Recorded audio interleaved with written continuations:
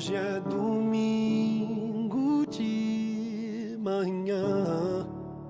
Hoje o sol não quer brilhar. Tudo é solidão. E elas vêm dizer de madrugada ressurgir. Não acredito em ilusões. O sol da justiça se apagou.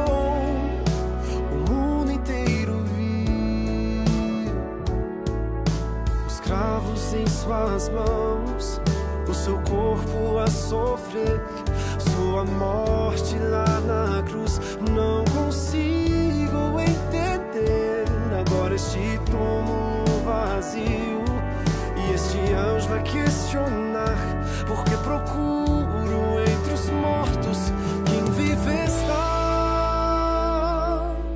E hoje sou livre, pois ele vive, ele vive, ele reina em mim, em mim.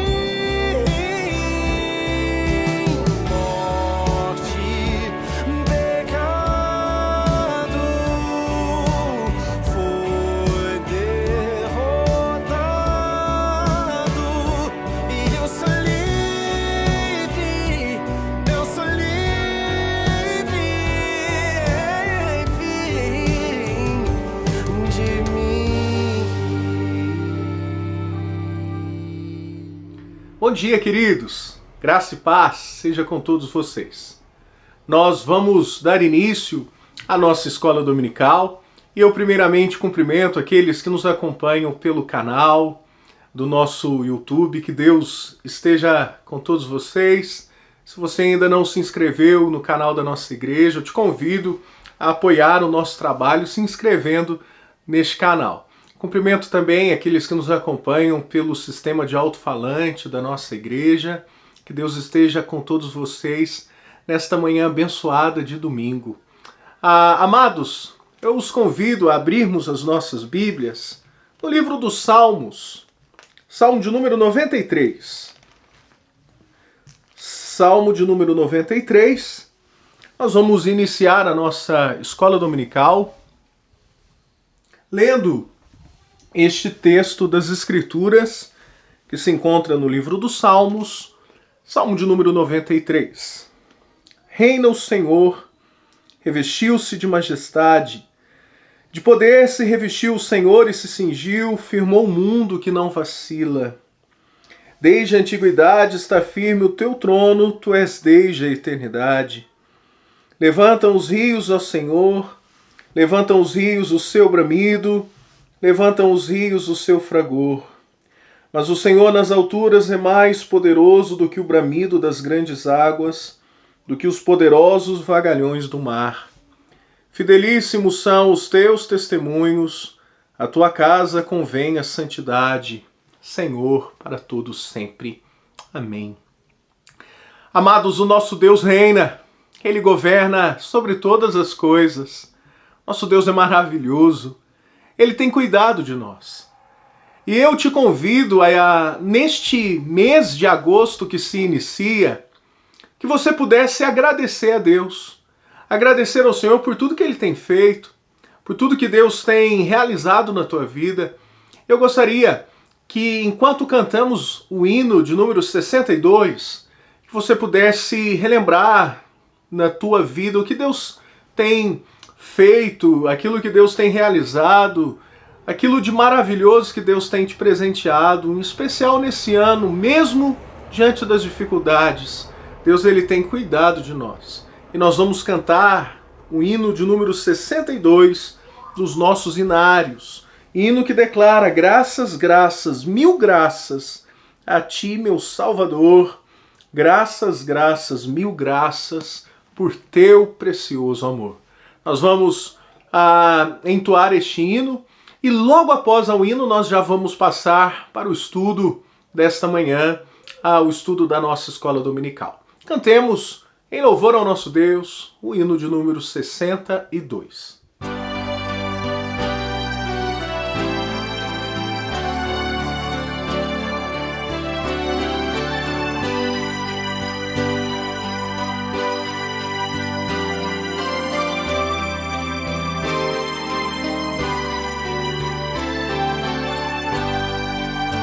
Graças te dou por tudo que me deste, primeiro a salvação em meu Jesus. Graças te dou por tudo que fizeste, por este pecador salvo na cruz. Graças, graças, mil graças a ti, Salvador. Graças, graças, mil graças por teu precioso amor. Eu te agradeço a bênção do trabalho e do meu lar que alegra o meu viver, a correção paterna quando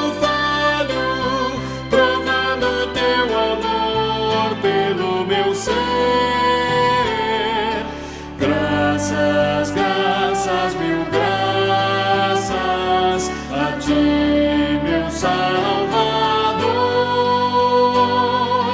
Graças, graças, mil graças por teu precioso amor. Eu te agradeço o pão de cada dia, a água que alivia a sede e o sol que aquece a pobre gente fria. São bênçãos que enchem a terra de fartura. Graças, graças, mil graças a ti, meu Salvador. Graças, graças, mil graças por teu precioso amor.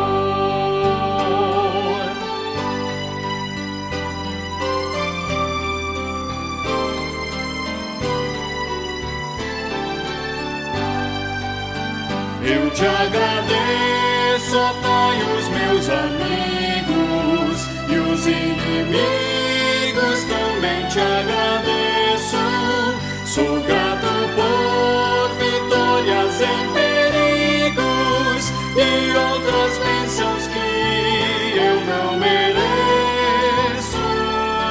Graças, graças, mil graças a ti, meu Salvador.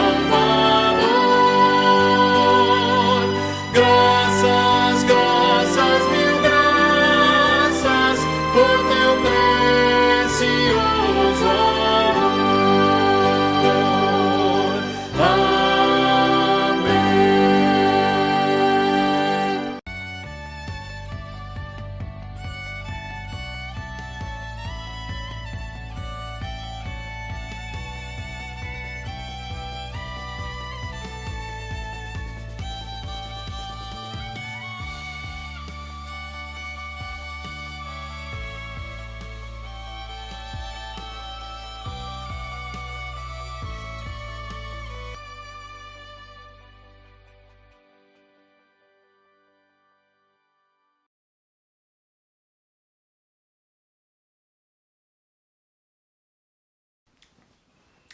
Amém, queridos.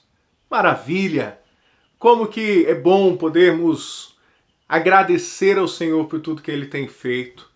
Amados, existem 1000 razões para agradecermos ao nosso Deus. Ou, tomando apenas como figura de linguagem esse número, certamente há muito mais do que 1000, 10.000, 100.000 razões para agradecermos ao Senhor. Mas uma coisa é certa, das muitas razões pelas quais nós temos o dever de agradecer a Deus, uma nós sabemos que é a principal, é o Senhor Jesus. Ele é o dom mais precioso que o nosso Pai nos deu. E Jesus, ele é muito mais que um carpinteiro que habitou nessa terra. Como nós vimos no vídeo da introdução da mensagem, muitas pessoas pisaram nessa terra. Muitas pessoas habitaram aqui, mas nenhuma se compara à pessoa de Jesus, que é mais do que o carpinteiro, filho de José, de Belém, e que morou em Nazaré. Jesus é o Rei dos Reis, ele é o Filho de Deus. E o nosso dever como cristão é imitarmos a Jesus, é contemplarmos à luz das Escrituras a glória dele. E conforme a gente já viu nos estudos anteriores, uma contínua visão da glória de Cristo terá o abençoado efeito de nos conformar cada vez mais à semelhança de Jesus. Amados, o apóstolo Paulo em Romanos, ele vai denunciar no capítulo de número 12, o seguinte, ele vai dizer, não vos conformeis com este século.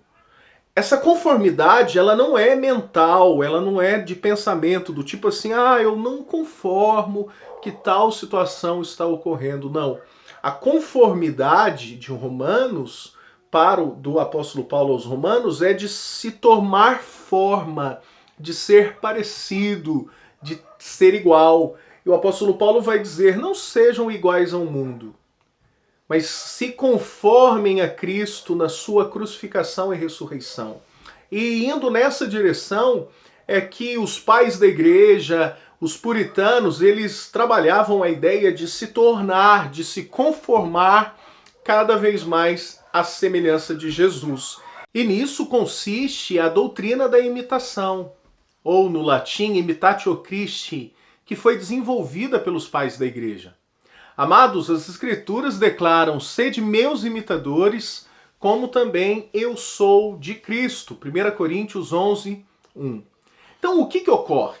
Dentro da teologia sistemática, nós entendemos que uma vida de piedade ou uma vida de imitação de Cristo consiste em 3 questões. Primeira, conhecer a Deus, e isso com respeito ao seu diversificado modo de ser, pois na essência de Deus existem 3 pessoas, o Pai, o Filho e o Espírito Santo. E conhecer também os seus atributos, como vida, entendimento, vontade, poder, majestade, etc. Então a prática da imitação consiste primeiramente em conhecer a Deus. Segundo, conhecer a si mesmo, no estado de corrupção e também no estado de restauração. E por fim, a prática da imitação consiste em glorificar a Deus de maneira correta, por meio de sua vida e também por meio de sua morte. Então essas são as 3 maneiras pelas quais nós conhecemos a Deus, nós imitamos a Deus, nós temos uma vida piedosa. Primeiro, conhecendo a Deus.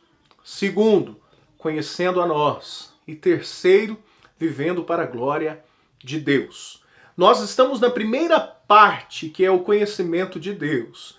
E a primeira lição que tivemos, nós falamos a respeito da essência do nosso Deus, da sua essência.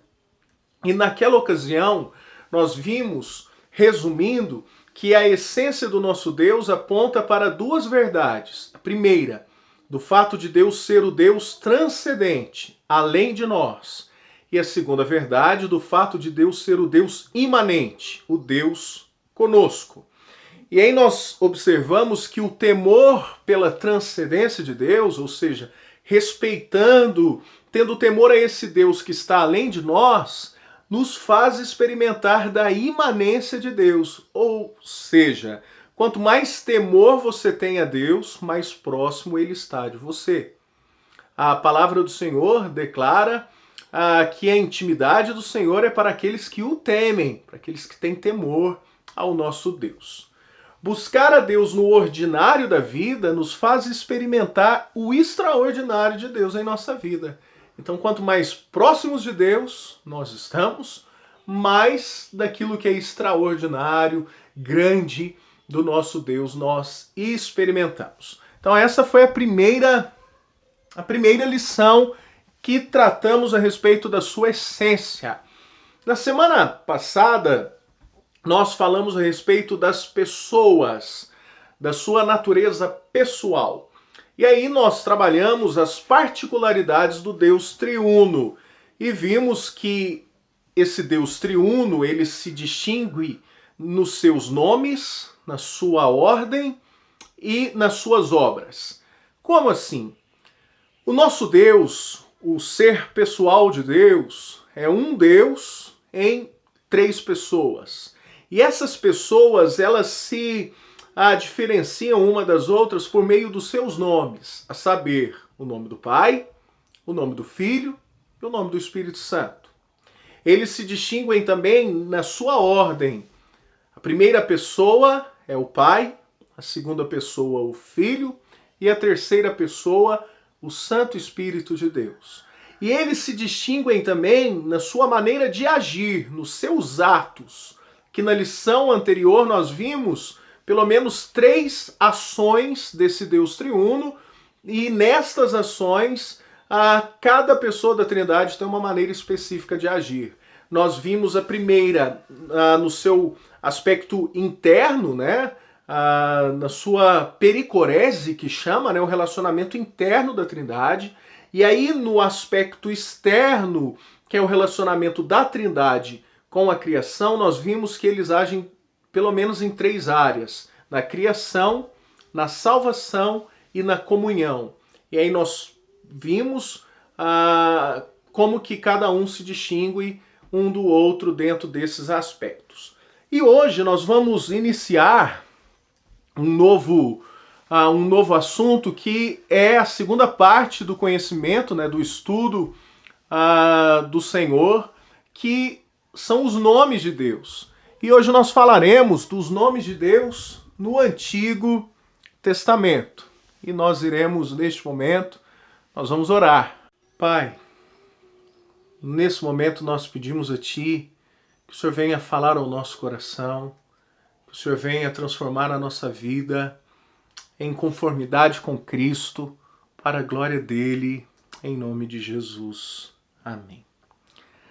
Então, amados, nós vamos iniciar hoje o estudo sobre os nomes de Deus e veremos nesta e nas próximas lições o nome de Deus, ou os nomes de Deus no Antigo Testamento. O que nos leva a uma importante questão, que é a seguinte: a importância do nome para o mundo antigo, em especial para Israel. Amados, nos dias atuais, em nossa cultura, nos dias e na cultura em que vivemos, os nomes pessoais não são nada mais do que rótulos que nos tornam distintos de outras pessoas que convivem conosco. Os nomes das pessoas não têm nada a ver com o que elas são ou fazem. Algumas vezes os apelidos que são dados às pessoas são mais significativos do que os seus nomes, pois dizem algo do que a pessoa é ou faz. Ainda assim, a importância de um apelido em nosso mundo ocidental está muito longe da importância atribuída aos nomes das pessoas no contexto do Oriente Médio, especialmente em Israel. Via de regra, os nomes que as pessoas recebem nas Escrituras vêm sempre acompanhados de um significado específico, relacionado com eventos especiais da sua vida. Dar nomes às pessoas nos tempos da Bíblia era um fato muito significativo. Tinha muito a ver com a experiência dos próprios pais e daquilo que eles queriam que os filhos fossem. Então, amados, para a cultura de Israel, o nome ele representava muito a respeito da personalidade, e não só isso, né? Do desejo que os pais tinham para o futuro dos filhos.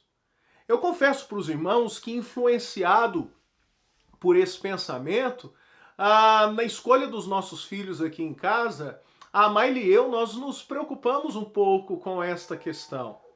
Eu me lembro quando a gente foi escolher o nome dos nossos 3 filhos, eu conversei com ela, eu falei: Maila, vamos colocar nomes nos nossos filhos que a gente possa, a partir da própria identidade deles, ou seja, a partir do nome que eles têm, eles possam ter uma ponte para conhecer um pouco mais a respeito de Deus. Então, quando o nosso primeiro filho nasceu, né, o Davi, a ideia nossa é comunicar para ele o seguinte: Davi significa o amado, e apontarmos para ele que muito mais do que ser amado pelas pessoas, muito mais do que ser amado pelos pais, avós e familiares, ele deve ter a convicção que ele é amado por Deus.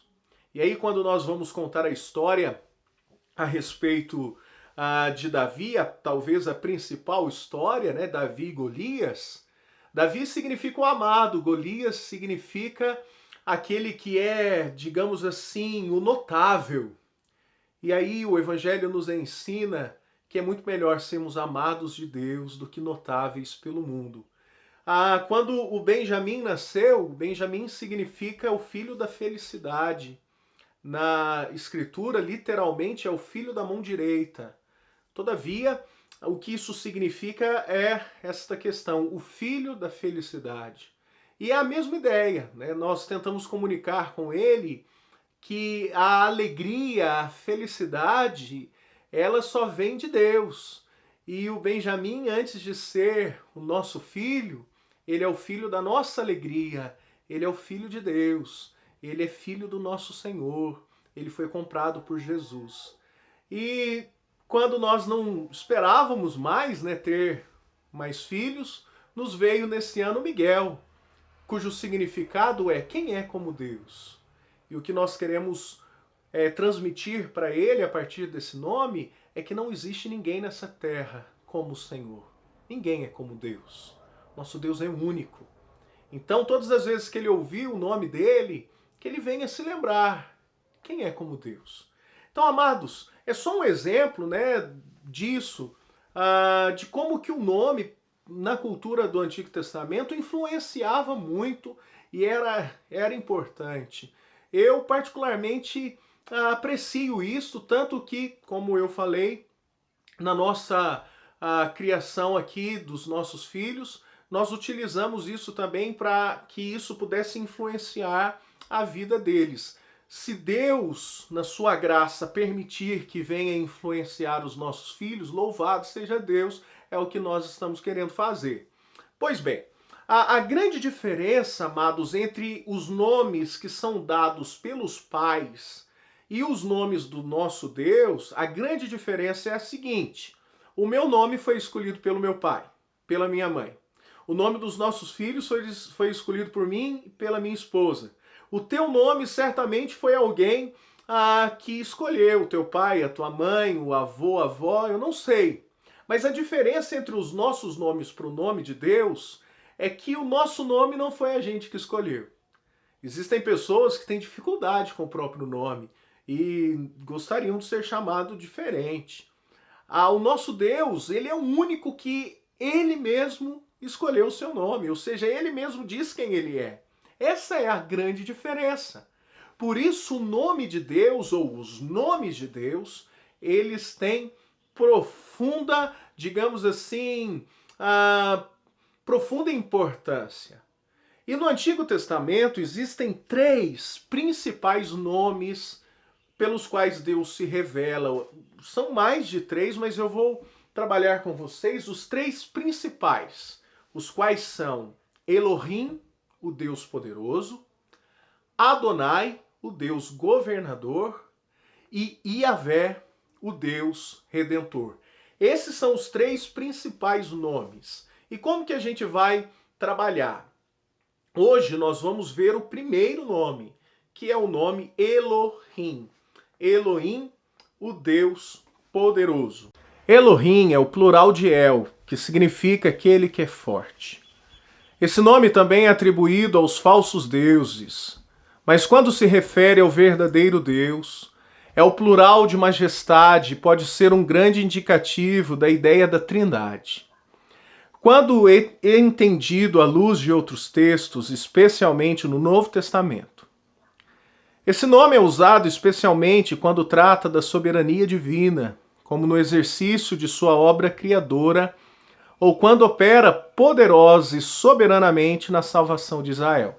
E aí nós temos as referências nas quais aparece este nome Gênesis capítulo 1, versículo 1, Deuteronômio capítulo 5, versículo 23, Deuteronômio capítulo 8, versículo 15, Salmo 68, versículo 7, Isaías 45, versículo 18, Isaías 54, versículo 5 e Jeremias capítulo 32, versículo de número 27. Esse é o primeiro nome atribuído ao Deus verdadeiro que aparece nas Escrituras. Ele enfatiza a ideia majestosa de Deus num tom superlativo, ou seja, num exagero, algo que é muito grande. Elohim é o nome mais usado e aparece mais de 2.200 vezes no Antigo Testamento. Eu vou citar 2 versículos aqui.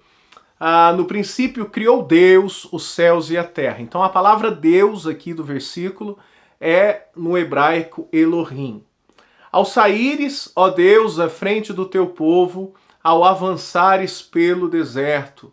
Salmo 68, versículo de número 7. A palavra traduzida na nossa língua por Deus, no hebraico, é a palavra Elohim. Nomes derivados, né? O que acontece? O nome Elohim, ele possui nomes compostos, que são nomes que nascem a partir deste nome Elohim. Como ele é um nome genérico, na maioria das vezes no Antigo Testamento, Elohim ele vai aparecer de maneira composta, ou seja, nomes que são derivados a partir do nome Elohim. Mas como que isso acontece? Você retira digamos assim, entonação rim, né, no final da palavra e fica somente El. Então todas as vezes que no Antigo Testamento você tem El e um nome seguido, esse nome ele é derivado de Elohim. Eu vou dar um exemplo, né? Nós vamos ver 3 dos vários nomes derivados de Elohim. El Shaddai. Então a expressão El vem de Elohim. Mas para não falar, né, o hebreu, para não dizer Elohim Shaddai, ele dizia apenas El Shaddai. Shaddai é quase um adjetivo, né, mas é também dentro do aspecto do nome, ou seja, é algo que Deus está fazendo. El Shaddai significa o Deus Todo-Poderoso. É o Deus que é todo-poderoso e cheio de majestade, que se relaciona com o seu povo em termos de promessas que cumpre fielmente. O nome El Shaddai aponta para o poder que ele tem de cumprir tudo o que ele promete.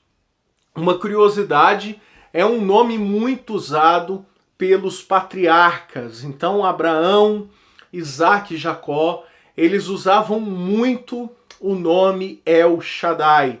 Exemplos disto: Gênesis capítulo 17, versículo 1, Gênesis capítulo 28, versículo 3, capítulo 35, versículo 2 e o Salmo 91, versículos 1 e 2. Então a primeira derivação, né, do nome Elohim é El Shaddai, o Deus Todo-Poderoso.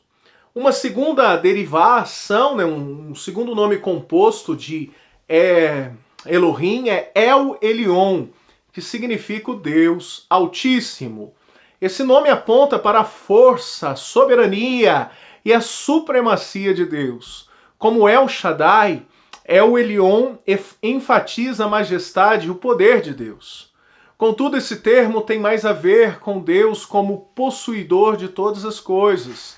Deus é descrito como o Altíssimo, aquele que é elevado acima de toda a criação, ou que reina absoluto sobre a criação. Então esse é o significado de El Elyon. E as referências, né, os momentos em que esse texto aparece: Deuteronômio capítulo 32, versículo 8, Salmo 27 e o Salmo de número 9. Então o primeiro nome que vimos, né, Elohim, ele tem algumas variações compostas, como El Shaddai e El Elyon. A terceira variação de Elohim que nós vamos destacar é El Olam, o Deus eterno. Há somente duas referências a esse nome no Antigo Testamento. Gênesis 21, versículo 33 e Isaías 40, versículo 28. Esse nome indica a imutabilidade e a constância de Deus. Ele indica ainda que as consequências de sua eternidade são substanciais. Ele sempre foi o que sempre será. Nada é escondido de suas vistas. O El Olam dirige o mundo e os negócios das nações e nunca falha nos seus propósitos. Queridos, quais são as lições para a gente finalizar a nossa aula, né? Recapitulando, o nosso Deus ele se revela de várias maneiras no Antigo Testamento. São vários nomes que ele utiliza. Os principais nomes são Elohim, Adonai e Yahvé. Dentro desses três nomes, nesta manhã nós abordamos apenas o nome Elohim. E nós vimos que o nome Elohim ele possui algumas variações, alguns nomes compostos. E o primeiro que vimos é El Shaddai. El Shaddai, que é o Deus Todo-Poderoso.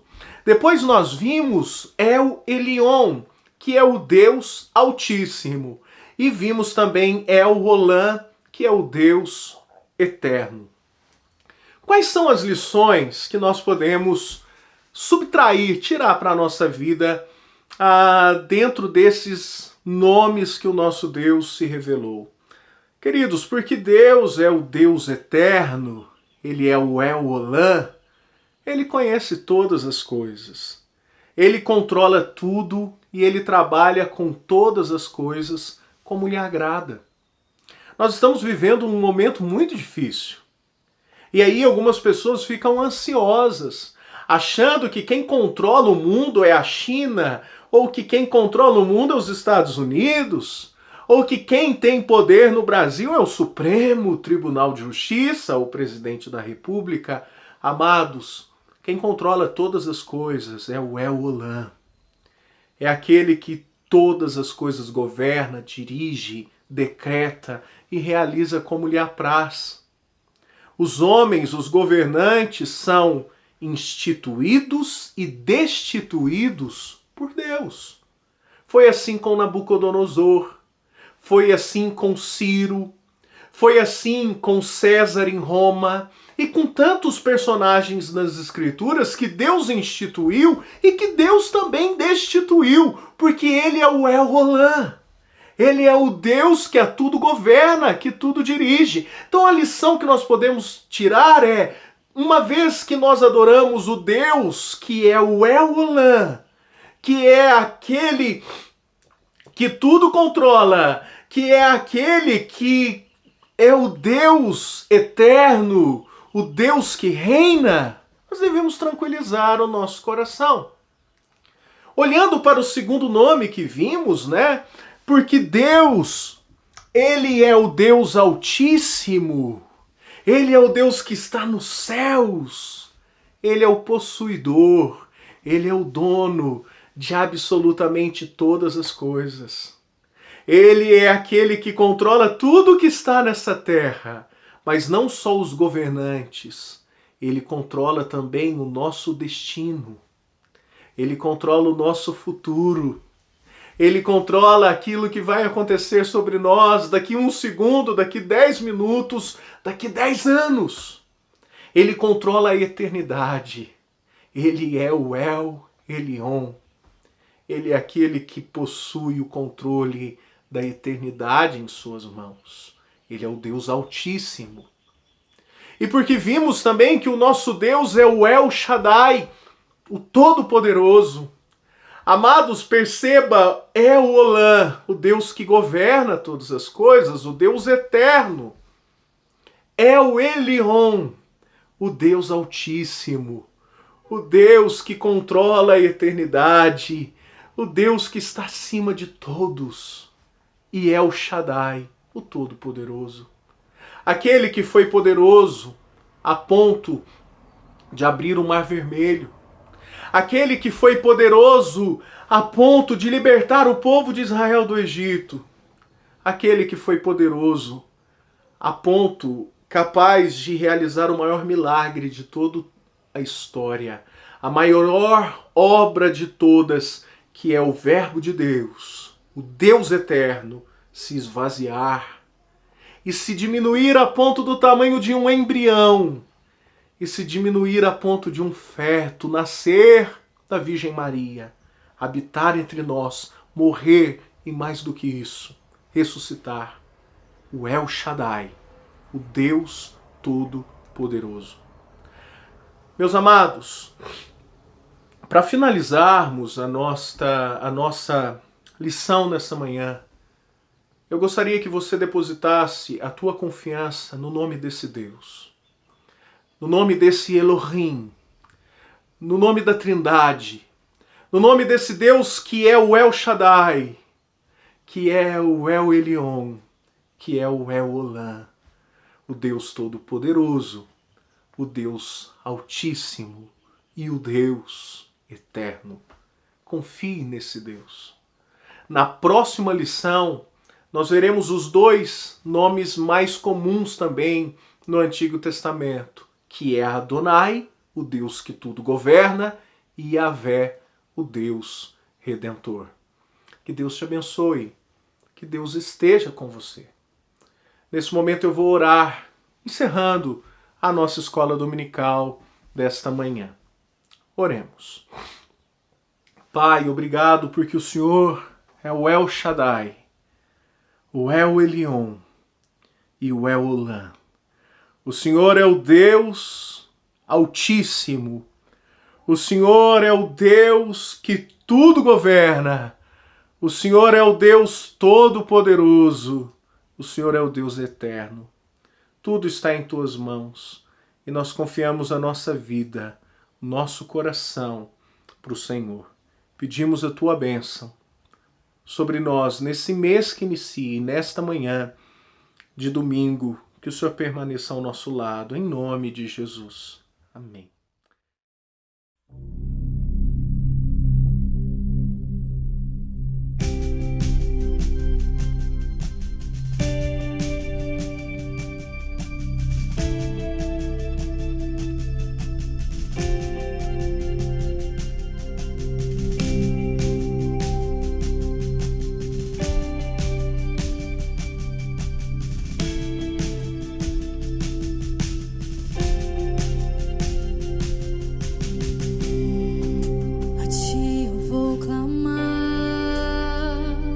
Pois tudo vem de ti e tudo está em ti. Oh, oh. Por ti vou caminhar, tu és a direção, o sol a meia. Oh, oh. Tudo pode passar, teu amor jamais me deixará. Sempre há de existir um novo amanhã preparado pra mim.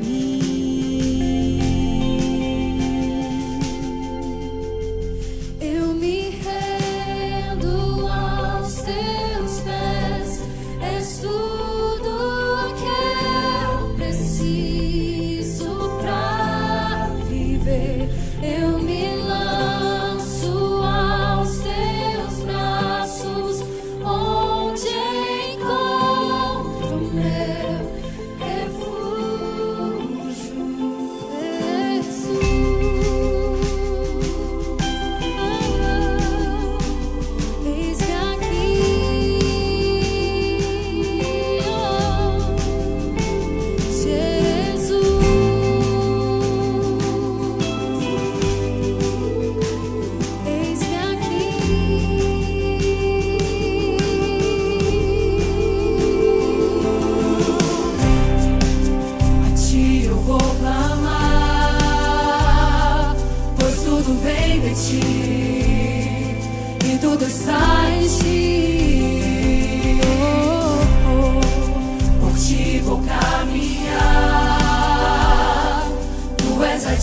proteção. O sol amei.